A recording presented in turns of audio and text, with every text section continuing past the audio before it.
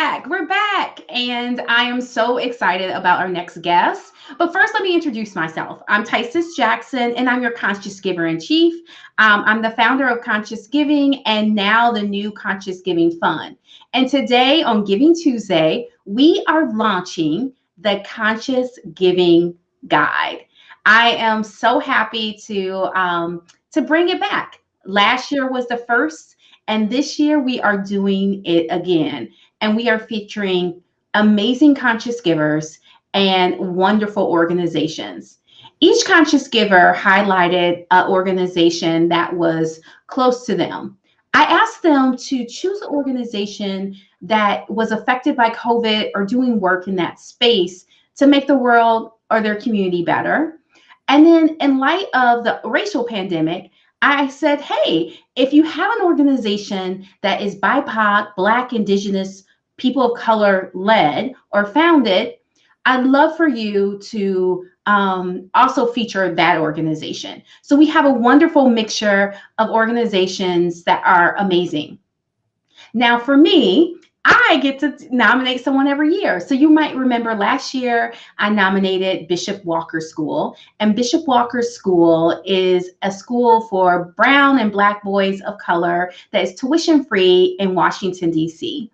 This year, unfortunately, because of COVID, we weren't able to do the same photo shoot, but I can tell you that I chose an amazing organization. The organization has a very personal relationship to me.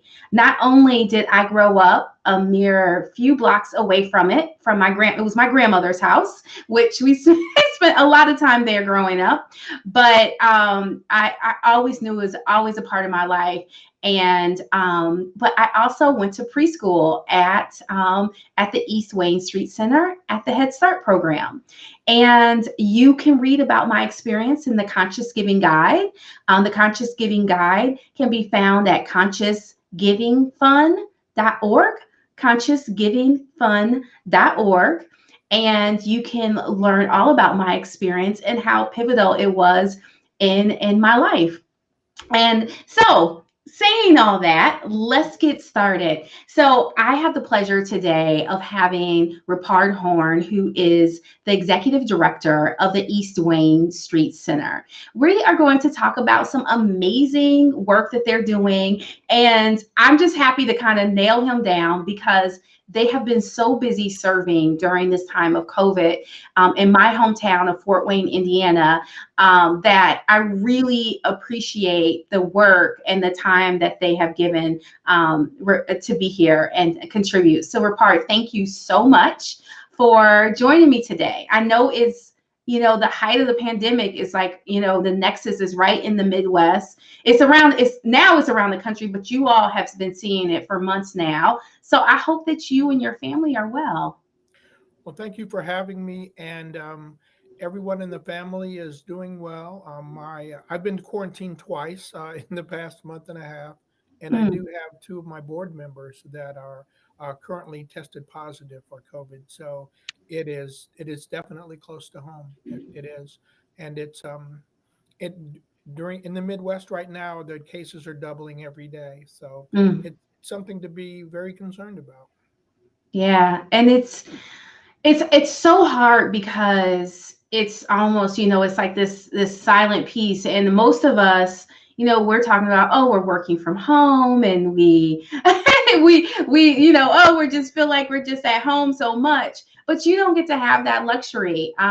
If you could tell us a little bit about the mission of the East Wayne Street Center. I know that I shared a little bit, just a small glimpse in the Giving Guide, but I'd love for you to share about the mission and the programs that you currently have and how you're serving during COVID. Well, I'd be happy to. Thank you. The East Wayne Street Center was founded in 1965, and the mission statement of our organization is to empower our low income families and residents of the community through education. Um, and that's the key piece. The East Wayne Street Center is a family education center. The Head Start piece is what you have had the opportunity of going to, and is still in place, and it's still running. It's been interesting how it's had to adjust because of the COVID situation, but it's all worked out. The parents are dropping their children off but not getting cars, and everyone is gets their temperature taken. Masks have to be worn at all times. But the Head Start program is viable and it's doing well. Our food bank is, as you would probably imagine, quite well utilized. It was set up for the to serve the people of the East Central neighborhood in Fort Wayne, but we found that during the COVID time period, we have a lot more people, so we're serving everyone that comes. And The wonderful thing about it is churches and other organizations that provide us with food have been giving us an abundance. So we've been able to increase the amount of individuals that we serve. In an average year, our food bank serves between 2,000 and 3,100 meals in the inner city. Uh, our and so it's one of our most, I guess, the programs that has a lot the most impact. We have two high school preparation programs for the HSE, the high school equivalency exam. um, the first one is called the Family Literacy Program, and that's a program that involves the parents and the preschool age children as well. The parents attend classes in the morning, their preschool children attend Head Start at the same time. Uh, the goal of the Family Literacy Program is simply to be able to enhance and to spread literacy behaviors in the homes of our students. Uh, our the most influential teachers that students and children have are their parents. And so, if we can make sure that the parents understand how important it is to read to their children, how important it is to play spelling games with their children and not just basically sit them in front of the TV or allow them to play video games all day. It's important for them to interact not only with their children, but also with their children's teachers at school. One of the goals of our program is to be able to make our parents feel comfortable about going to their child's school and talking with their teachers about how they're doing. Um, 70% of our students are single mothers. 90% of the people that we have as students are receiving some form of public assistance.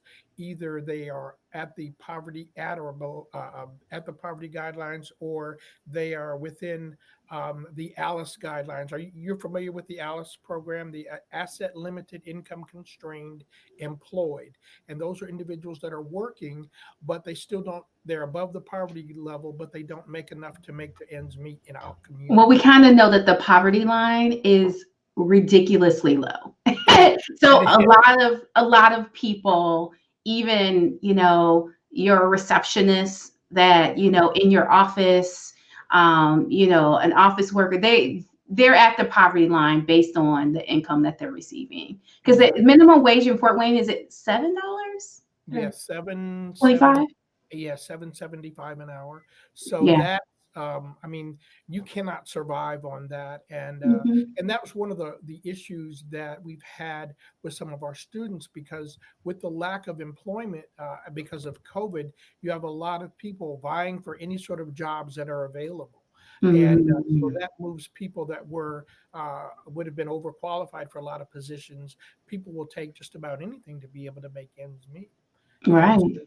that's our family literacy program also has a parenting skills influence as well. It helps for parents not only to learn what their own learning styles are, but the learning styles of their children as well. It Mm. helps them to be able to help their children with homework, and it helps them to be able to seek information in a way that they can best understand it and retain that information. The other program that we have is called Project Solve, and Solve is an acronym for Step on the Ladder of Vocational Education. It is another high school equivalency exam preparation class, but it also has a focus on vocational education. We work closely with Fort Wayne Community Schools. In fact, they're our partner, as well as the Indiana Division of Workforce Development. The Indiana Division of Workforce Development has laid out some specific training programs that are available to our students at no cost that they can take concurrently while they're studying for their HSE. They can be a certified nursing assistant, welding.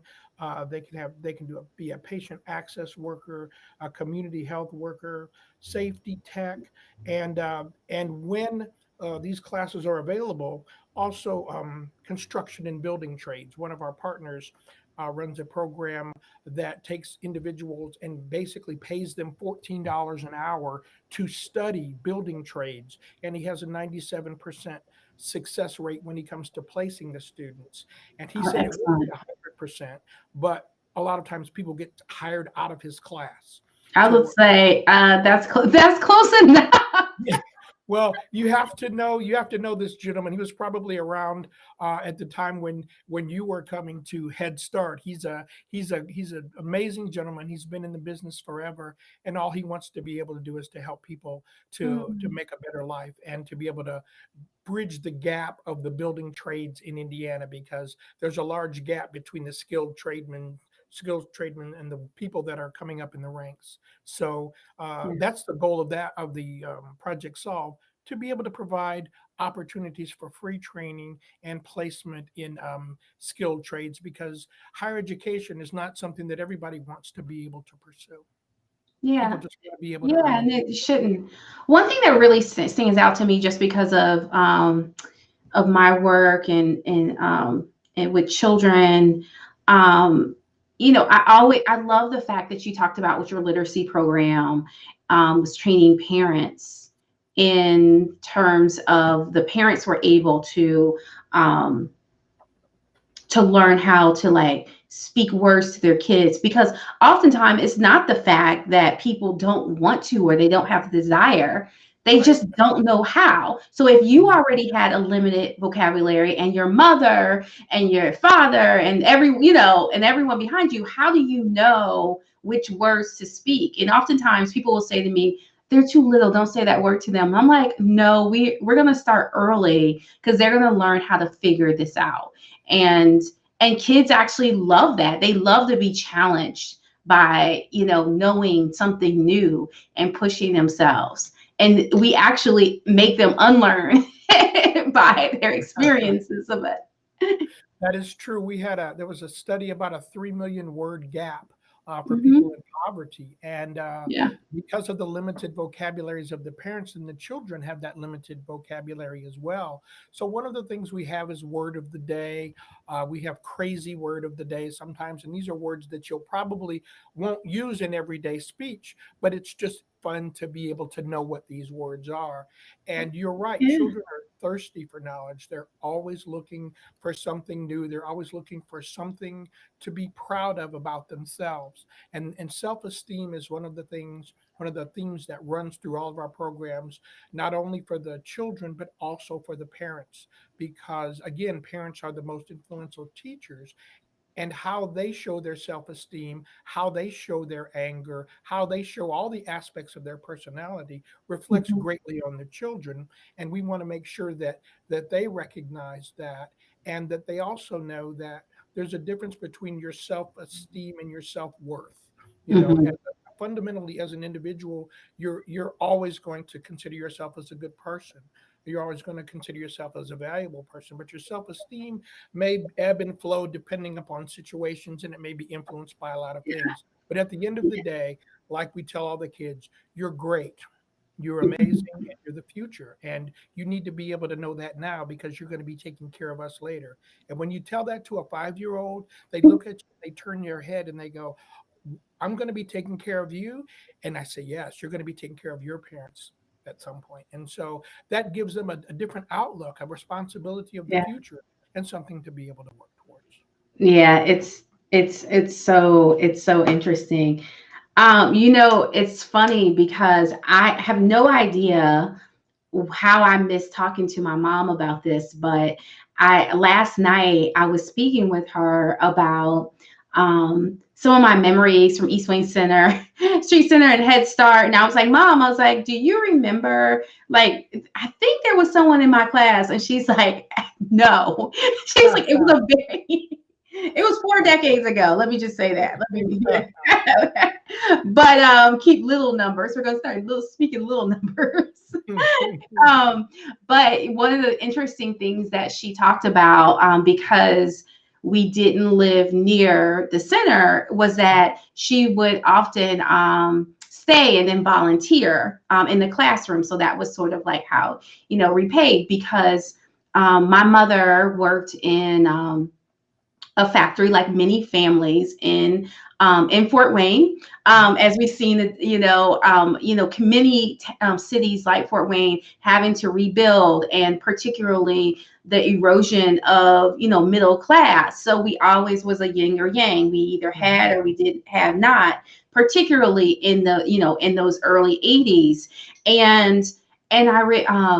And I, she was just talking about like that experience, and I was like, oh my gosh, my mom was, every time she was laid off, she was volunteering in my class, because I can remember all the way through elementary school, if she was, there, she was home, she was volunteering, and it was such a important part. So I didn't realize that she started it was in at Head Start, and she talked about volunteering, and she talked about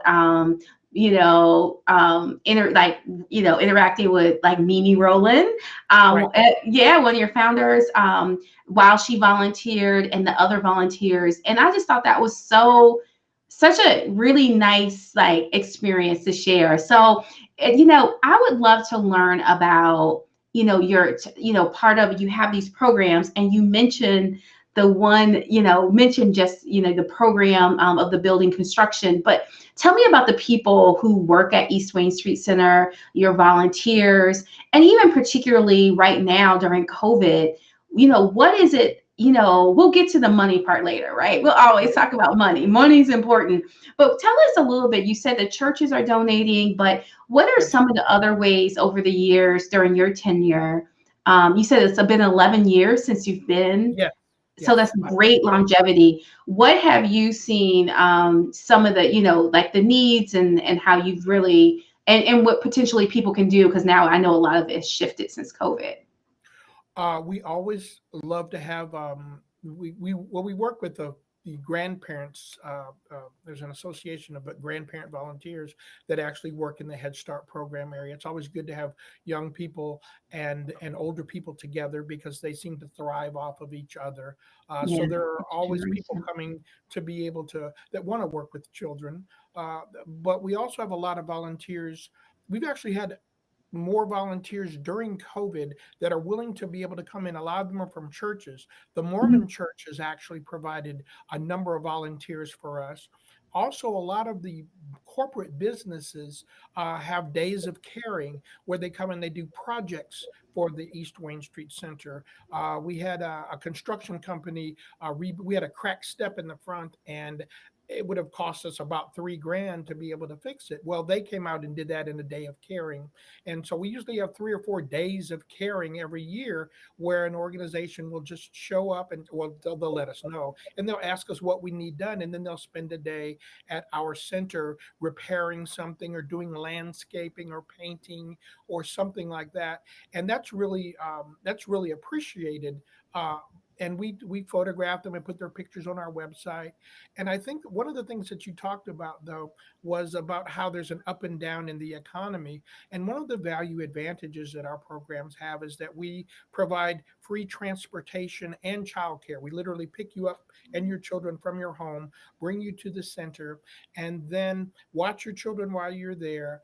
And then take you back home. And in that time period, if you don't have food, you get food from our food bank. If you don't have paper products, you get paper products. If you don't have clothing, then you can shop in our clothing bank. And all of these services are free, and they're discreet as well. So we try to have a holistic approach to what's going on. I like to look at the center as not only a place where education, but we also provide financial literacy. We have banks come in and tell people how to be more bankable, because a lot of our clients don't have bank accounts and they're Mm. victims of predatory lending. We have individuals from the community to be able to come in to tell them how to make sure they've applied for all of the aid, like the right now the low income heating assistance program is a big thing that's going on. And so a lot of times our students don't know about this free legal advice, free taxes being done. We The center wants to be a hub for people that can come here and say, if you can't help me, then who can? Yeah. And I'd like to be able to say we can always help you, even if we have to direct you to someone. Yeah, no, that's really great. So when you talked about, picking, which is, I mean, gosh, in the, people don't think about this, but, like, well, actually right now because of COVID, the conversation is in DC is hovering around transportation, because our regional or metro system is talking about closing down on the weekends and 9 o'clock during the weekdays, which is and right now the people who are using the metro are essential workers. Right. And which really, kind of goes back to this idea of, a stimulus and support, because there's no way that these systems can function under what's happening right now. So I'm thinking, if I put that in that context and then I moved to Fort Wayne, I remember, like, the first thing, we did, like, my sister turned 16, I turned 16, we got cars, because it was Right. impossible for my mom to get us around and, work in the evenings. And it was, I mean, it's not a city that has a lot of transportation options. It's not. It's not. And public transportation still is in the evening is still almost non-existent. So that's why our piece was so the transportation and childcare piece has always been so important.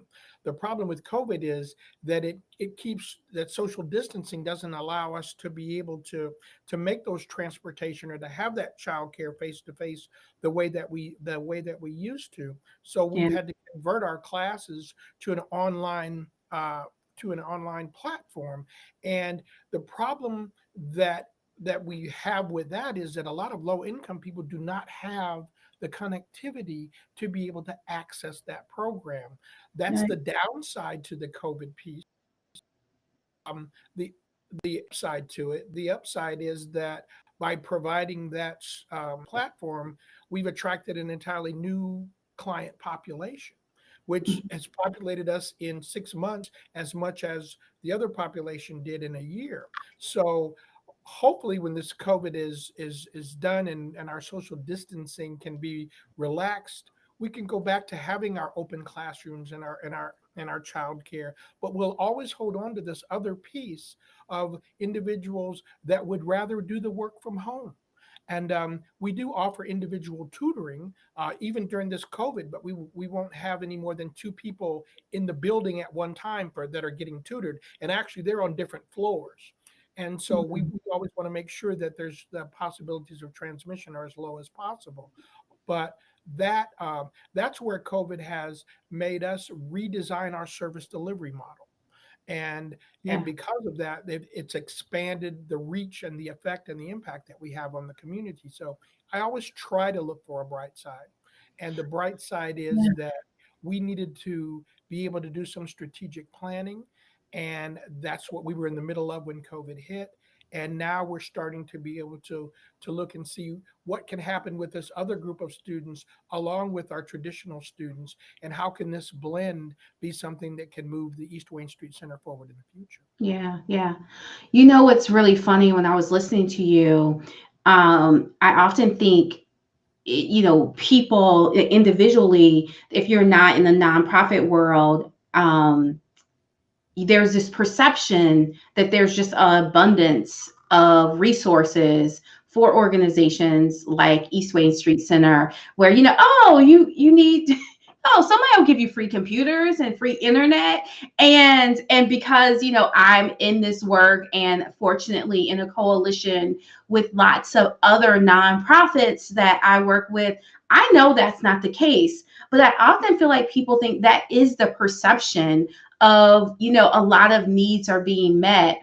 And one of the things I really wanted to talk about today and make sure that was clear is, where are some of those gap areas? Where are, as you said, it's not just what was before pre-COVID, but Mhm. now it's during COVID and you're pivoting. And are you pivoting with the resources you currently have, or is it like, or is there still needs? Because honestly, I you know we I think it's really important for people to start thinking about, and this is conscious giving, right? To be Mhm. intentional. Right.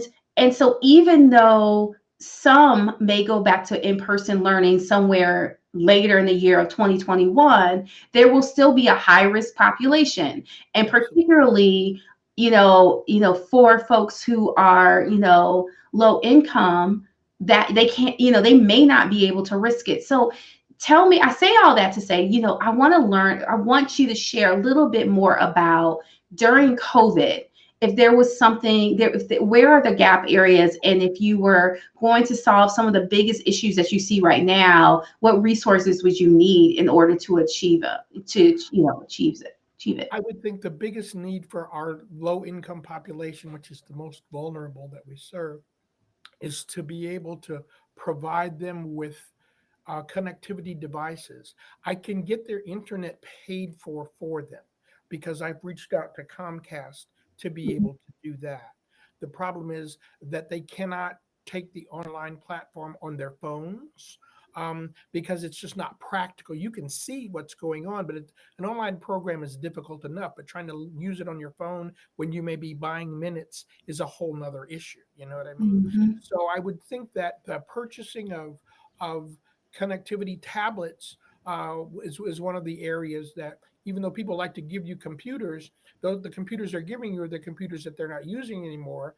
And they usually have a 2-year life when they give them to you, because after that they're about obsolete. So I'm thinking No, that. we're not. Yeah, let me clear some things up. Everybody, let's not talk about used stuff. I Yeah. mean, it's not that it's bad, but unless it's like in and there are some really great ways, because conscious givers, we Mhm. are all about being intentional. So for Right. example, I don't donate items that I know are hard to clean or are just dry clean only, Right. because that is that is absolutely one of the most disrespectful things you can do is, someone to have something and they cannot wear it again. So I Right. think about, well, what do I donate, and who do I donate it to all the time? Right. So yeah, like so I guess I didn't mean to stop you, but No. I am just, this is not for you. This is for those who are listening, because it's so important to be intentional about what you're giving, and your expertise, your time. If you know that, a program, you have an expertise, and the program calls for you to be there every Saturday, but you can only be there one Saturday a month, that's not the program for you. You can, Exactly. and it's okay, but it's really about being like intentional. So I wanted to pause that moment, because we need to stop doing it. That needs to stop. That's Well, such a burden. Well, it's such a burden on nonprofits, right? right, because So you don't want to seem ungrateful for people's gifts, but they need to be gifts that actually can be utilized. And we right. have a number of people that take care of all of the clothing that they give. We have one lady that, and I probably shouldn't say this, but we have one lady that puts money in the pockets, and then we hang it up, and then people find it, and they call us, and some of the people call us and go, there was money in the pocket, and we want to return it, and we say, no, that money was put in there for you. And Oh so my there gosh. there are there are people that do that, and they do it quite frequently, and we really appreciate that. Time and talent is always a great contribution. Technical devices are always a good contribution. I think that if you have something to donate, then contact the agency or contact the organization that you want to be able to give, and ask them, is this something that they can use? Because a lot seem ungrateful, but we can only use what we can use. And Mm. so I think that that's it. Just I think if you said it's conscious giving, contact those places and get to know those people as well, and you'll understand. Visit the place that you want to donate to. Ask them to give you a tour. Know any nonprofit that would refuse to tour.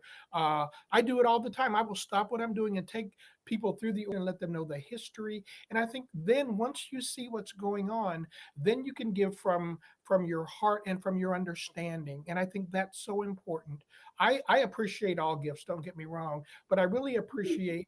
Um, Being able to show people what we do. I had a lady come in one day and she just asked forward to, and I said, "How did you hear about our organization?" She said, "I was the first graduate from your Project Solve program, Mm. and I wanted to come back and I wanted to see." We had another lady Love it. whose kids were in the Head Start program. She got into our GED program. Then she got her GED. She went on to IPFW, got her bachelor's. Then she got her master's in family counseling. Then she came back and was a board member at East Wayne Street Center. Oh, that's And awesome. her daughters are college graduates now.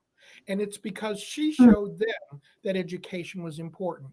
And Mhm. that's the full circle. When you start off coming there and then you end up giving back. And she gave back of her time and talents to be able to help us with our programming for a number of years.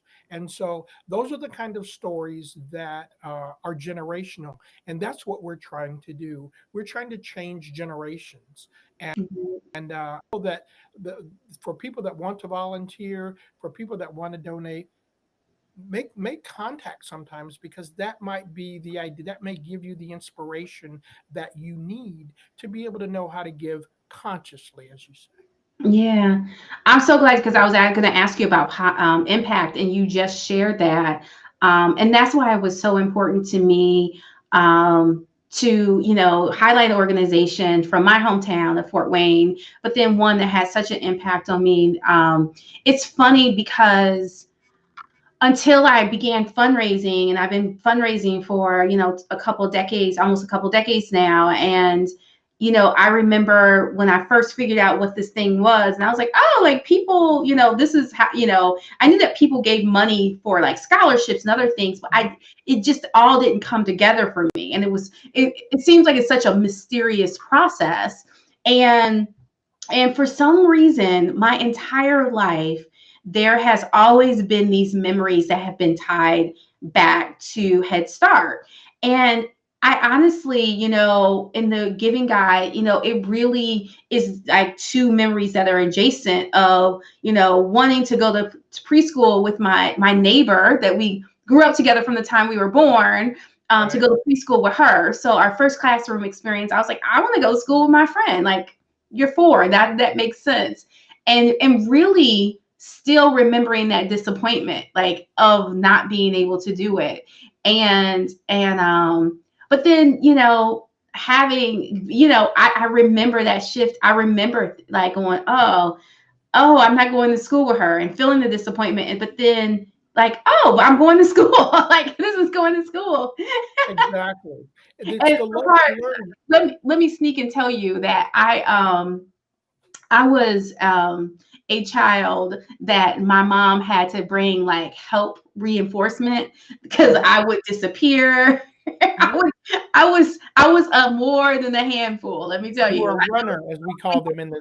You were a runner, in other words, right? I was all types of things. But it was funny because the shaping, the school experience, that classroom experience really changed my perspective. Everyone was like, we don't know what's going to happen with Tyson when she hits school, but it really was a blossoming experience. So I think that for me, that may be why it stands out so much. I think the biggest that, and you hit it on the head. The biggest crisis in our country is another generation of uneducated children, and that Right. begins preschool, because that's where you learn how to define the parameters of education. And if you don't understand those and you go right off to kindergarten, it's going to be a lot more difficult for you to be successful. And that's what our programs try to do. We try to make sure that the children know how to be able to be good kindergartners, that their parents know how to be able to make sure that they're good kindergartners. And here's a story that I will tell you that is really next to my heart. I always ask my students, why are you here? And this one lady sat down with me and she said, I have a little boy and he's a handful. He really is. He's so strong and he's so aggressive and I love him to death, but I know we're going to come to a point where I can't help him with his homework anymore. And he's going to look at me and say, if you don't know what I know, then how can you tell me what to do? And she said, I'm Mm, afraid of that day. So mm. I'm not going to let it happen. I'm going to be here. I'm going to learn what he's going to know because that's the only way I'm going to survive as a parent. And I thought that was an amazing perspective. Yeah, that is so good. Mhm. Sometimes I think that people forget there's such important work. A lot of the nonprofits that I always love to highlight is definitely people like East Wayne Street Center, which is doing the grassroots and not getting all the fame and glory and really just doing the day to day. But then also working with a population that is often forgotten about, and you all do work like or and I or sometimes we just don't care anymore, like oh, people still don't get a high school diploma. Like, yes, there's a lot of people that still don't get a high school diploma, Right. or they don't have a skill or a trade. And it's not people who are just coming to the country, that they're new Americans. No, it is across the board. And I think that we have to do a better job with telling their stories. We really demonize and almost people who are poor work, who are working poor, and that's something that really has to change. So I feel like if I can do a little bit of just highlighting the work that you all are doing, that's making me feel like I'm pushing and sharing their stories a little bit more. Anyone who ever wants to know what it's like, go to an adult graduation. The graduation that we have every year, where the students, we 4 or 5 students always want to be able to speak, and they will tell you why they were there. And these are people, a lot of them have jobs, some of them have businesses already. But they say, I tell my kids it's important to go to school, but they say, well, you don't have a high school diploma. And you know what? They go back to school so they can look at them and say, education is important to me as well. And I'm Yeah. doing not only for you, but I'm doing not only for me, but I'm doing it for you as well. To let you know that I value education and that when I tell you to stick to the books, I'm doing the same thing. Hmm. Again, leading by example is the most Hmm. influential way to be able to get kids to learn. Oh, that's wonderful. Well, I want to close out with you. I know that we talked a lot about what's been happening with COVID and some of the needs, but is there anything that you would like to share about what we have a theme song, and our theme song is Shine, and so I believe that shining, in despite of being a light in so much that's happening right now, is so important. And one way that we can all that we can continue to shine is to really have a hopeful outlook for the future. So I would love for you to share what you see the future outlook for East Wayne's Street Center, and how conscious givers can support in those efforts. Well, the funny thing is, I talked to my staff today about this interview, and I said, what would you want people to know about what we do? And the consensus was that we not only help people with education, but we have a holistic look at what they do, at their lives. We know that life gets in the way. We know that some of our students drop out because of pregnancy, because of incarceration, because of they've been murdered. We've had 3 or 4 students that have actually that's happened. Mm, And so life happens all around, but they need to know that when they come to the East Wayne Street Center, that we're going to focus on them and we're going to focus on their needs, not only their educational needs, but any needs that they talk to us about. That holistic approach. Before somebody's going to learn from you, they have to be able to trust you and know that you have their best interest in mind. So I guess I would say that the East Wayne Street Center is always going to strive to make sure that we serve that underserved population and that they know that we're always going to have their best interest in mind.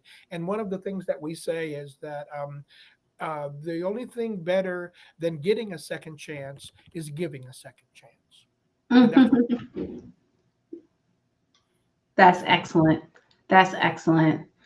Ripard, thank you so much. I definitely just have like a million thoughts going on in my head right now, but um, I really appreciate the work that you do and your staff. I hope that they're able to watch the interview so they can kind of so they can get the shine and see, that there's so many people who care about the work that they're doing and care about them and appreciate it. And so I want to make sure that stay safe and as you go through this strategic planning process, we may have someone who is listening right now and say, hey, I can lead the process. Because the best thing right now about being virtual is that we're virtual. So anyone, anywhere in the world, you could lend your talent and your skills because we're virtual. You'll physically have to go. And the exciting part about this, the best part about COVID is now we're going to transition from this idea that we always have to be in person. So, some other people have gotten it before, but now I think there's opportunities where we're all going to think a little bit more about it. And while we think about the advantages we have, I honestly started the day off with switching from my laptop to my desktop. And so, because I was like, this isn't happening here. This isn't working. And I have all these devices around me. And then, just to be humbled and, just pause and be grateful because there are people who don't have any of devices, don't have a computer, and are so disconnected right now. So I really hope that you all think about supporting East Wayne Street Center. They are featured in the Conscious Giving Guide and the wonderful organizations that are also there. Ripard, if people want to reach you all, we do have your email. We do have, sorry, not your email. We also have your website in the Giving Guide, but you're also on Facebook. Yes, we are. We're on Facebook, and if you go to our website, it connects you to all of our social media.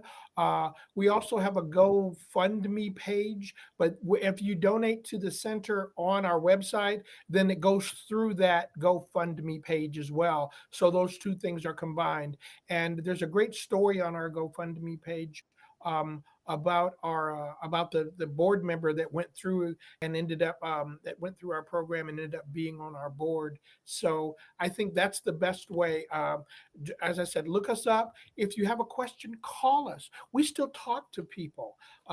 There's information. If there's something that you don't understand, if you want information on programs, email it. There's an email address called talk to East Wayne Street Center, EWSC.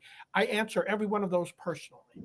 So if you send me an email, I will answer you personally. I will give you any instructions or any information about what we do, about how we do it, and or you could just stop by and say hello. I'd appreciate that too. But while I have a moment, I want to thank you for giving. For number one, for having me here and for recognizing the important work that we do. And what you're doing helps the people in your community.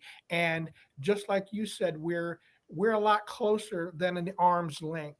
And so even though you may be in DC, we still feel like you're right here in Fort Wayne, and we appreciate what you've done for us.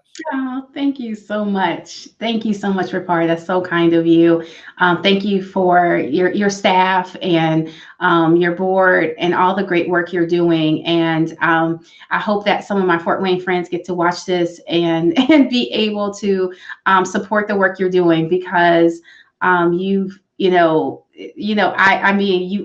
I've passed East Wayne Street Center like almost every day of my life growing up. So it's sometimes you see things and you forget what's happening within those walls, but there's some really powerful work that's happening within the walls. So you know that you can learn more about them. Please go to consciousgivingfund.org, consciousgivingfund.org. You can also follow us at Co-Giving Fund at Instagram and Twitter. And we also have a Facebook page. I keep forgetting, like we do have a Facebook page, but definitely follow us throughout the month of December. Your gift, we are collecting. We are a community of conscious givers, and we will collectively raise money for these nonprofits we're highlighting, and they will be distributed between the organizations. But always, if you want to reach out, like Ripard said, we've had personal conversations. So, you can personally reach out to him and talk to him. You've heard some of the specific needs, and I am going to specifically say, I really feel like there's someone there that will be watching this that can support you with your strategic planning. And of course, we'll talk about how I can support you with some of your fundraising work and also some of the projects that we have going on with the Conscious Giving Fund that I think is really important and will fit, the demographic of the East Wayne Street Center. So thank you so much. I appreciate that, and we'll put the link on our website as well, so that they can look at this and they can know. Oh, Okay. wonderful. Well, thank you so much for your work, and please stay safe and everyone the whole month of December. So, I dropped the first gift, and it was just the first one. So I'll be dropping other gifts along the way, but it's always fun. Fun thing to do is it's just to keep giving. This is such a space that we should all be so grateful that we're healthy and we have a family and a home. So definitely. I just say thank you to you all, because I know that we are going to enjoy this Giving Tuesday and have lots of giving happening. So have a wonderful evening. And don't forget, this will be on the Conscious Giver podcast, and we'll stay at our YouTube page. So you can keep looking, and as Ripard said, on their website. Take care.